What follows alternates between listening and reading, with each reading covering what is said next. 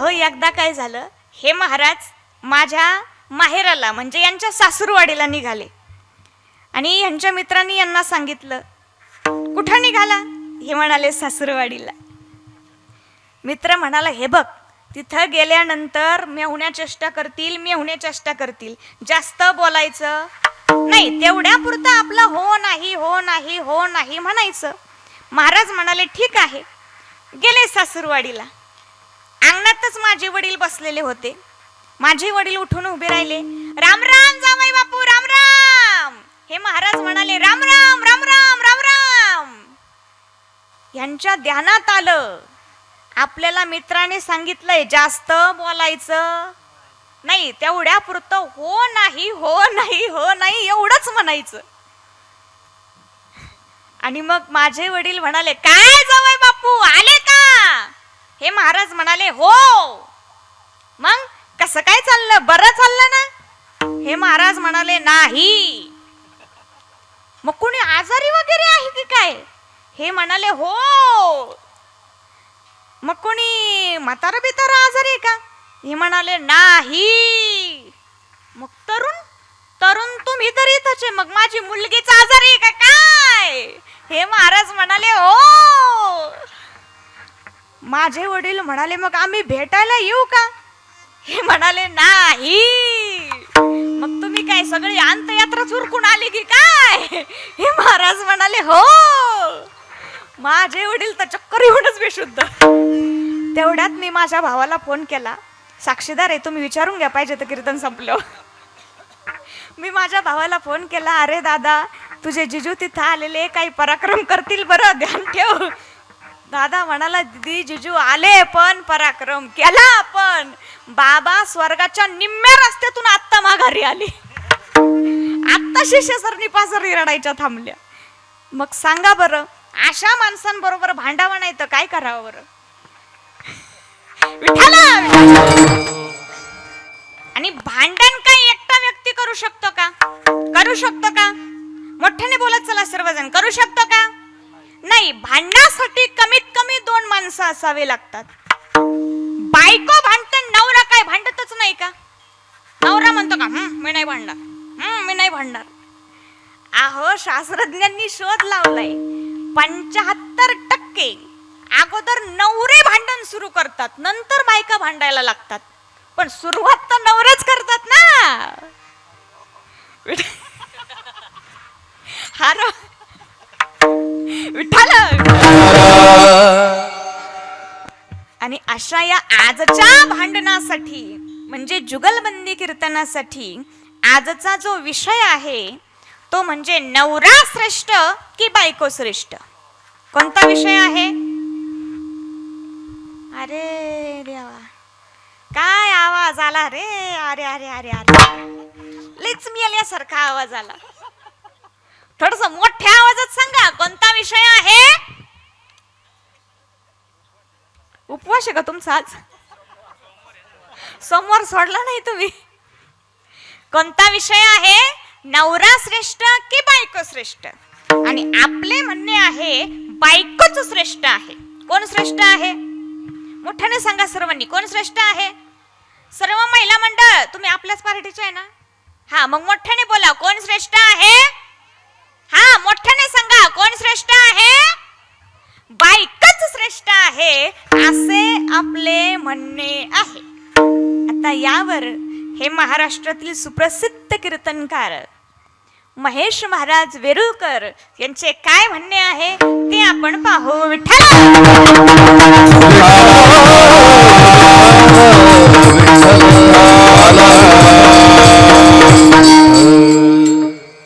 राम कृष्ण हरी. सर्वांनी मोठ्या आवाजात म्हणा, राम कृष्ण हरी. महिला मंडळ राम कृष्ण हरी. पुरुष मंडळी राम कृष्ण हरी. बघा, मी सर्वांना सांगितले की रामकृष्ण हरी म्हणा. सर्वजण रामकृष्ण हरी म्हणाले. म्हणाले की नाही म्हणाले? म्हणाले. हे महाराज रामकृष्ण हरी म्हणाले का? पुरुष मंडळी म्हणाले का?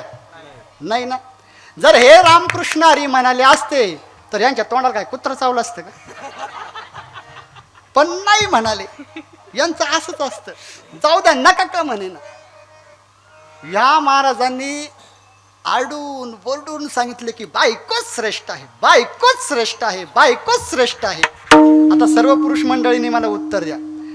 ज्या बायकोने जगातील प्रत्येक घर फोडले ती बायको श्रेष्ठ आहे का? नाही.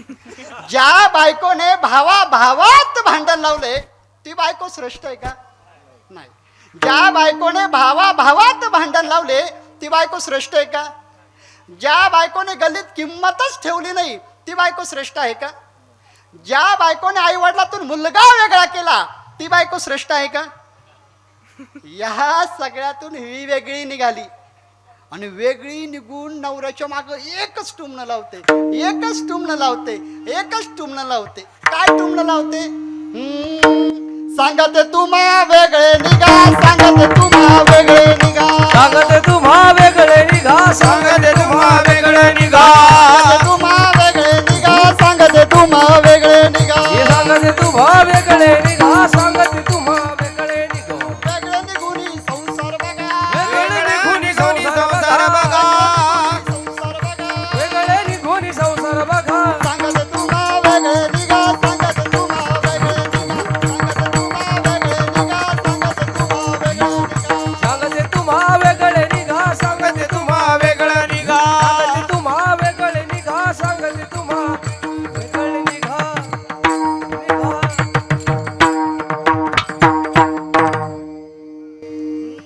सांगते तुम्हा वेगळे निघा, वेगळे निघून संसार बघा. वेगळे निघणारे श्रेष्ठ नसतात, भावात भांडण लावणारे श्रेष्ठ नसतात. श्रेष्ठ कोण असतात? मी तुम्हाला एक पौराणिक कथा सांगतो, लक्षपूर्वक ऐका. सुंद आणि उपसुंद हे दोघे सख्खे भाऊ होते. पुरुष मंडळी, या दोन्ही भावांचं एकमेकांवर नितांत प्रेम होतं. एवढं प्रेम होतं, एवढं प्रेम होतं की हे एका ताटात जेवायचे, एका पांघरुणात झोपायचे, सारखेच कपडे घालायचे, सोबतच फिरायचे. एवढं प्रेम होतं. आणि आपल्या भावांचं प्रेम, अहो आपलं पहाटी उठतं, औषध फवारण्याचा पंप घेतं, त्यामध्ये तणनाशक भरतं आणि भावाच्या सर्व पिकांवर सकाळी फवारतं. म्हणजे तिसऱ्या दिवशी सर्व पीक जळून खाक. असं आपलं प्रेम आहे. आपलं न सांगितलेलंच बरं. विठ्ठला पण त्या दोन भावांचं तसं नव्हतं. सुंद आणि उपसुंद दोघे भाऊ एक दिवस रस्त्याने चालत होते. चालत असताना समोरून एक सुंदर स्त्री आली. समोरून एक सुंदर स्त्री पाहिल्यानंतर त्या दोघांचं बोलणं चालू झालं. ते दोघं मोहित झाले. सुंद म्हणाला, अरे ही तुला बायको शोभेल. उपसुंद म्हणाला, अरे दादा ही तुला बायको शोभेल. सुंद म्हणाला, हे दादा तुला ही बायको शोभेल. उपसुंद म्हणाला, ही तुला बायको शोभेल. म्हणून भांडण लागलं, तुला बायको शोभेल, तुला बायको शोभेल. आपले भाऊ असते तर आपले म्हणाले असते ही माझी बायको, तो म्हणाला असतं ही माझी बायको, हा म्हणाला असतं ही माझी बायको. म्हणून भांडण लागले असते. आपलं न सांगितलेलंच बरं. विठ्ठला तेवढ्यामध्ये ती सुंदर स्त्री उपसुंदाच्या कानाजवळ आली आणि काहीतरी म्हणाली. सुंदाने विचारलं, अरे उपसुंदा, तुझ्या कानात ती सुंदर स्त्री काय म्हणाली? हा म्हणाला, अरे दादा काही नाही म्हणाली. सुंदर म्हणाला, अरे तुझ्या कानात काय म्हणाली? हा म्हणाला, काय नाही म्हणाली. असं म्हटल्यानंतर सुंदाला राग आला. आमच्या दोन्ही भावांचं एवढं प्रेम होतं की आज हा भाऊ मला तिने काय सांगितलं हे सांगत नाहीये. असं म्हटल्यानंतर सुंदाला राग आला. त्याने जोर त्याच्या मुस्काडीत मारली. अशी मुस्काडीत मारली, माझ्या दादाने मला मारली म्हणून उपसुंदाला राग आला. त्याने पण मुस्काडीत मारली. सुंदाने त्याचा हात तोडला, उपसुंदाने पाय तोडला. सुंदाने पाय तोडला, उपसुंदाने हात तोडला. असं करता करता दोन्ही भावांनी एकमेकांना ठार मारली आणि दोघांना मरावं लागलं. आता मला सर्वांना एक प्रश्न विचारायचा आहे. त्या दोन भावांना मरावं लागलं कोणामुळं? बायकोमुळं. कोणामुळं? अहो पुरुष मंडळी, अजून ती बायको झाली पण नव्हती तरी मरावं लागलं. विठ्ठल विठ्ठल. बायकोचं नेहमी असंच असतं. एकदा हे महाराज म्हणजे माझी बायको माझ्यावर चिडल्या आणि चिडल्यानंतर म्हणाल्या ना, अहो महाराज, ओ महाराज, मी तुमचं काय काय सांभाळू? तुमचं घर सांभाळू का, घरदार सांभाळू का, तुमचा पैसा सांभाळू का, तुमचे भांडे कुंडे सांभाळू का, आलेले पाहुणे सांभाळू का, तुमचा स्वयंपाक सांभाळू का, किराणा सांभाळू का, तुमचे लेकरं बाळ सांभाळू, नेमकं काय काय सांभाळू? मी म्हणालो, महाराज तुम्ही काही सांभाळू नका, सर्व मी सांभाळतो, तुम्ही तुमचं तोंड सांभाळा, बाकी सर्व मी सांभाळतो. विठ्ठल विठ्ठल. एकदा मी आणि माझा मित्र त्याच्या सासूरवाडीला गेलो.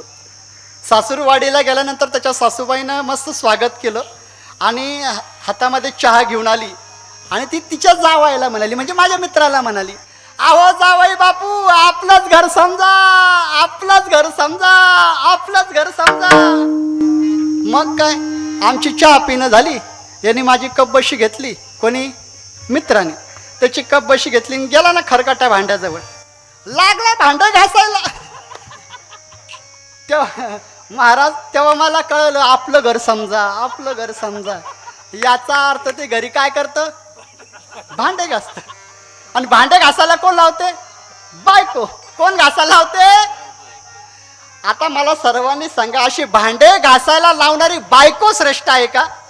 तर नाही. मग कोण श्रेष्ठ आहे? नवरा. महिला मंडळ म्हणत असेल नवरा कसा श्रेष्ठ?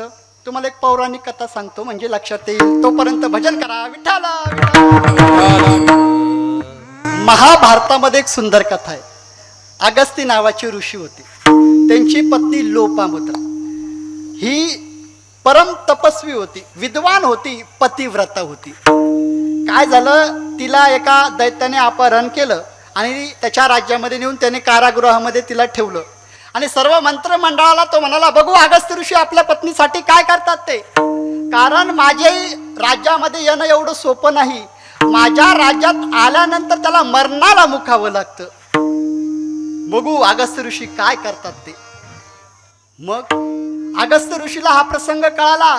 अगस्त्य ऋषीने आपल्या तपोबलाने त्याच्या राज्यामध्ये प्रवेश करतात आणि त्या दैत्याचा नाश करतात आणि आपल्या पत्नीला सोडून आणतात. आता सर्वांनी मला उत्तर द्या, ज्या दोन भावाला ज्या बायकोमुळे मरावं लागलं, ती बायको श्रेष्ठ आहे का ज्याने प्राणाची बाजी लावून आपल्या पत्नीला सोडून आणले, असे वैशिष्ट्य म्हणजे नवरा श्रेष्ठ आहे? कोण श्रेष्ठ आहे? पुरुष मंडळी, कोण श्रेष्ठ आहे? बघितलं का महाराज? विठ्ठल विठ्ठल. एकदा माणसाचं लग्न झालं की माणसाच्या मागे संसार लागतो आणि बायकोचं एक ना एक गारणच असतं, एक ना एक गारणच असतं. आमच्या एका कवीने सांगितलं, अरे संसार संसार जसा तवा चुल्यावर, आधी हाताला चटका मग मिळते भाकर. अरे संसार संसार